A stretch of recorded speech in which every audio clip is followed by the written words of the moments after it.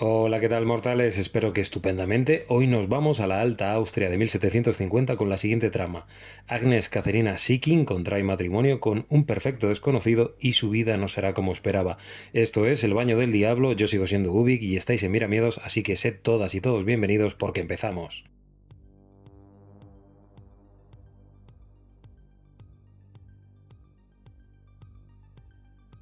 El Baño del Diablo de Devil's Bath o Des Teufels Bad en alemán o algo similar de 2024, película austríaco-alemana, dirigida por la dupla austríaca de Veronika Franz y Serbian Fiala, responsables de las bastante recomendables Goodnight Mommy o The Lodge, que en esta ocasión nos traen una historia inspirada en un caso real y que sinceramente me ha hecho descubrir una particularidad histórica que desconocía y que es aterradora y durísima. Esta es una circunstancia bastante horrible del siglo XVIII en esta zona del Imperio Romano Germánico, que es como para reflexionar, de ahí que esta reseña vaya con spoilers avisados porque hay cosas muy interesantes a tratar. Pero antes de todo eso, ¿qué es esta película? Porque he escuchado y leído de todo, como que es una peli de terror, que es una película de folk horror, pero sinceramente no. Es un drama histórico con tintes de terror psicológico que horroriza y te deja choqueado.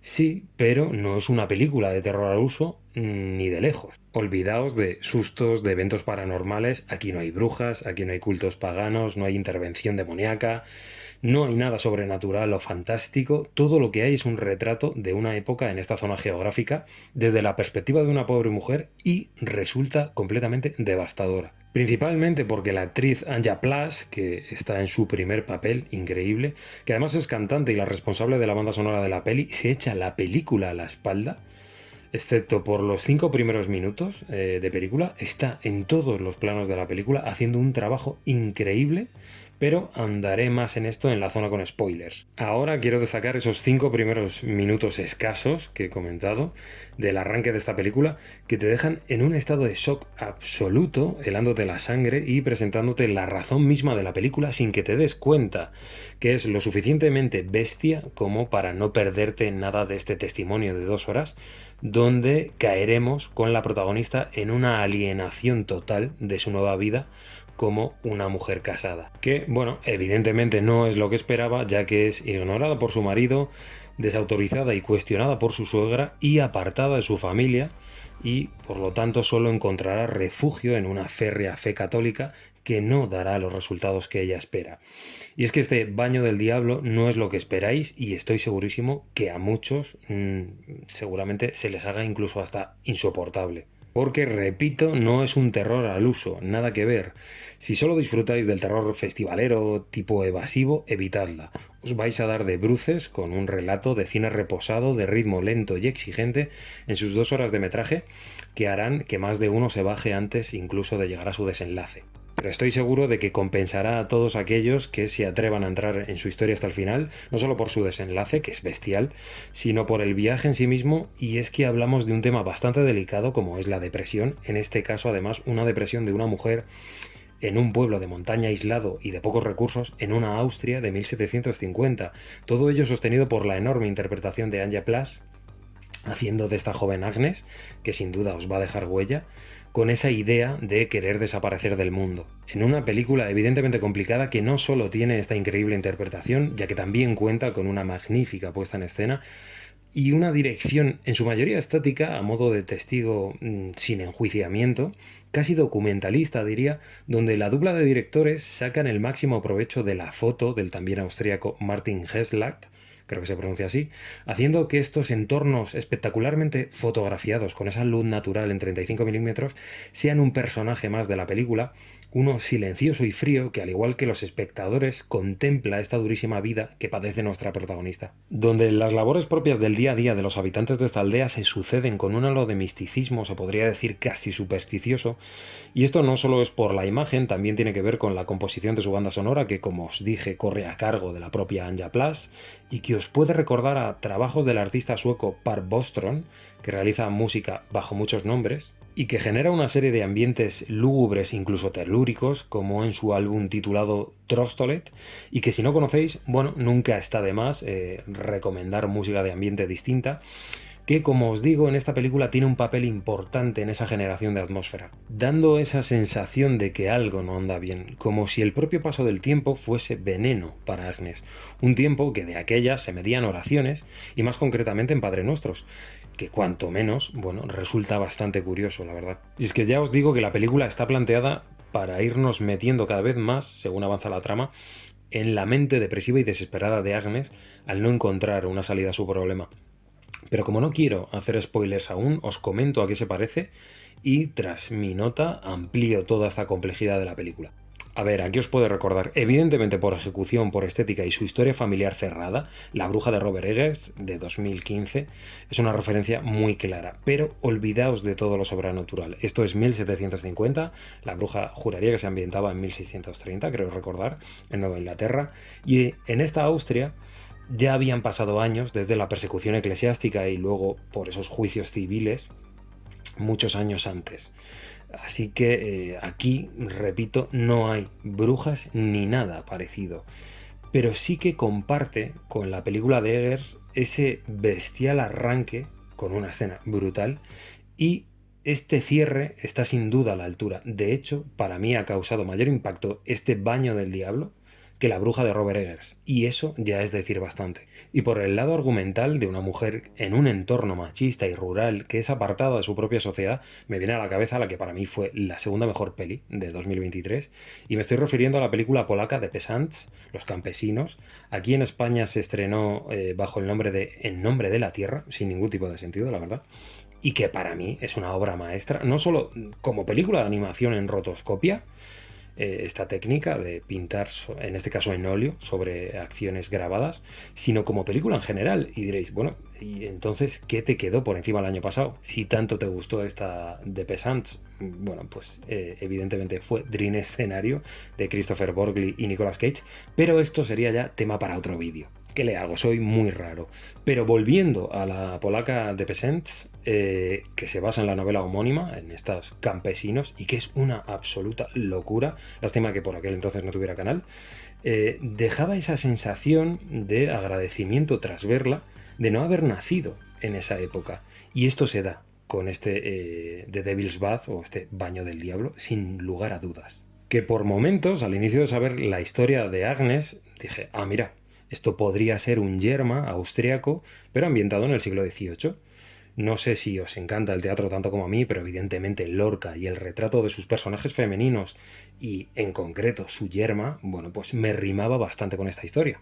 Pero ¿cuál fue mi sorpresa al ver que la peli no trata del problema causante de la depresión en la que cae Agnes, sino de una problemática real y mucho mayor que se dio no solo en Austria, también en Alemania, y que fue la inspiración de los directores para abordar esta película?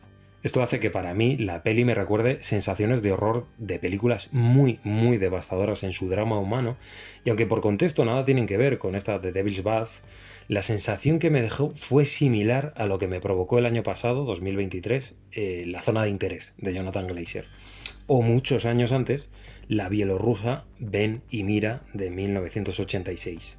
Ambas ambientadas en el holocausto nazi y que evidentemente están muy por encima de esta película que os estoy recomendando hoy, pero que tienen ese horror humano que a mí en lo personal me resulta muchísimo más devastador que el terror festivo del que soy fanático y que tanto disfruto, porque esta peli está muy asentada a tierra y ese cierre te deja pensando en qué carajo tenemos las personas en la cabeza para cometer según qué actos. De hecho, aviso que hay escenas donde se ejerce violencia sobre animales, una de ellas muy bien trucada, otras evidentemente reales, y entiendo que hay personas sensibles que no les va a gustar nada, aunque lo peor se lo lleven las personas, pero bueno, claramente son efectos prácticos, aunque retratados con una naturalidad pasmosa, haciendo que para muchas personas sea una película bastante dura de ver. Y sin embargo, estoy seguro de que el mayor hándicap con el que cuenta esta película es su duración. Para mí, si hubiesen recortado 15 o 20 minutillos para llegar a su enlace antes, habría sido redonda. Y me da rabia que esta narración tan prolongada haga que mucha gente no llegue a verla o a disfrutarla como debería.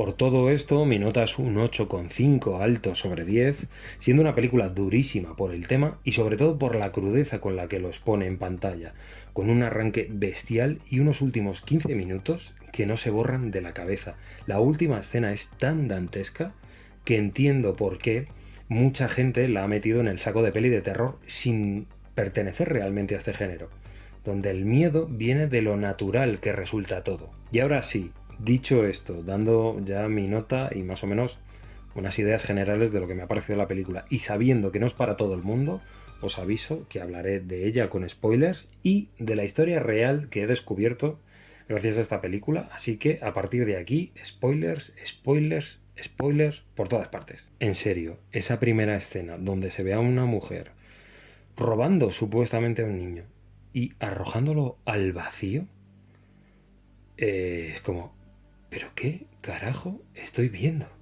O sea, ¿esto qué es?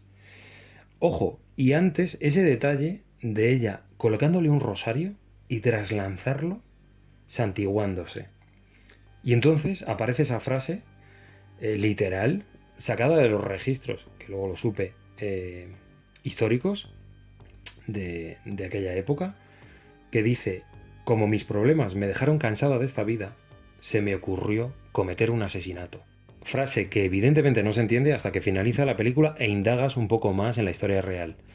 Pero antes de eso, vamos con Agnes, que en su boda reciba como regalo de su hermano un dedo de la infanticida del inicio, que fue condenada evidentemente a muerte, y que ella guarda bajo la cama para intentar concebir un hijo.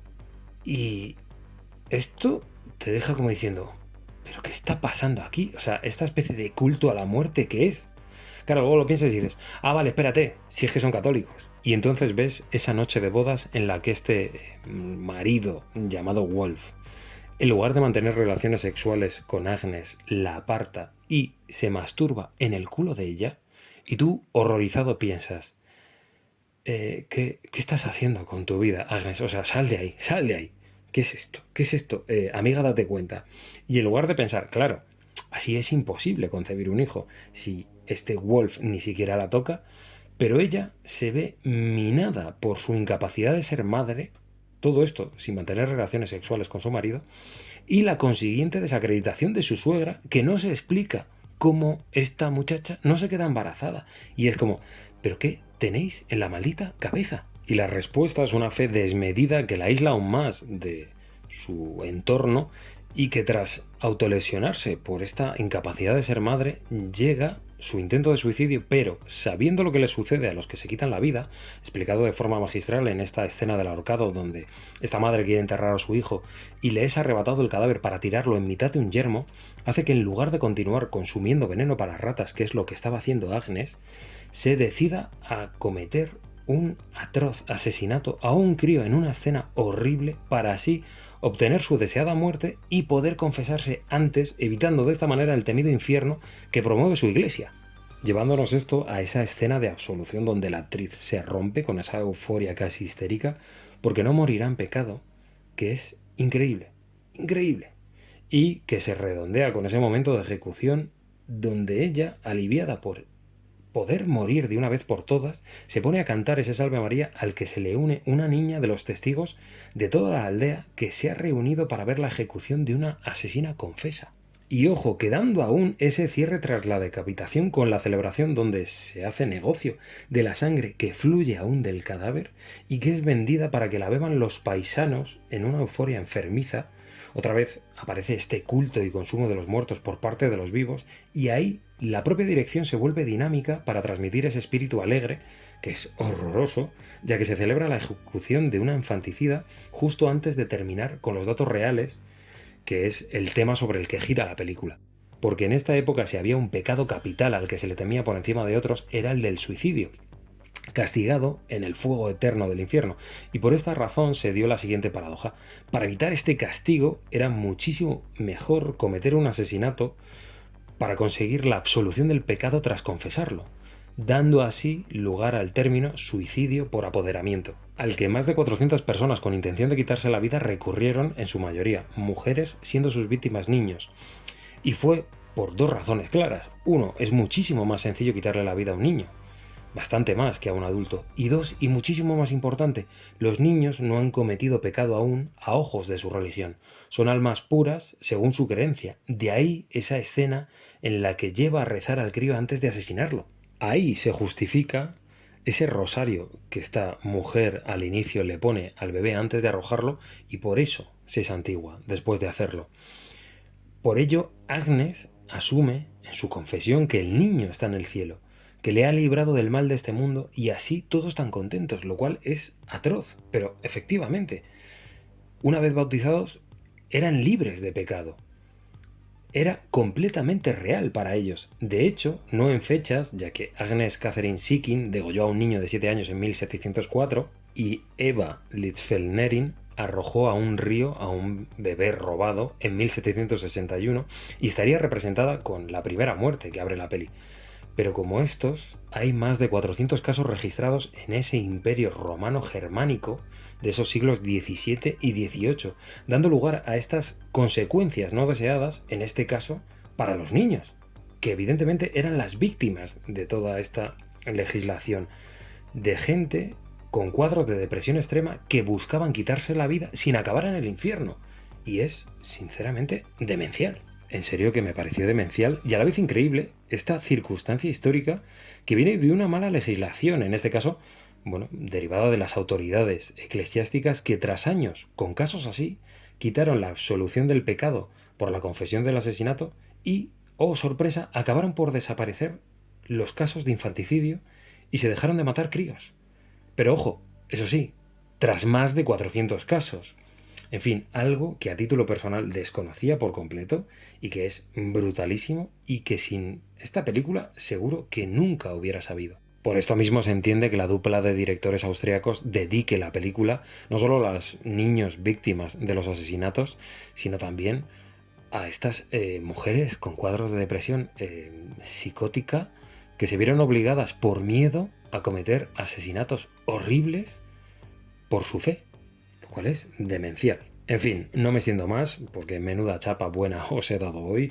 Así que, nada, hasta aquí ha llegado esta The Devil's Bath, que está disponible en la plataforma de Shudder y que a España llegará a salas de cine en noviembre. Y de verdad espero que os guste tanto como a mí, que os dé por indagar esta terrible paradoja de esta fe absurda medieval en esta región durante todos estos años, y que me contéis qué os pareció la película a vosotros, o si ya conocíais todos estos casos o no y os ha sorprendido tanto como a mí. Así que millones de gracias por llegar hasta aquí, por los likes, por compartir, comentar y suscribiros al canal, ya sabéis, para más @miramiedos en Instagram, campanita para estar al día de nuevos vídeos. Nos vemos en el siguiente y haceos el favor de nunca dejar de mirar miedos.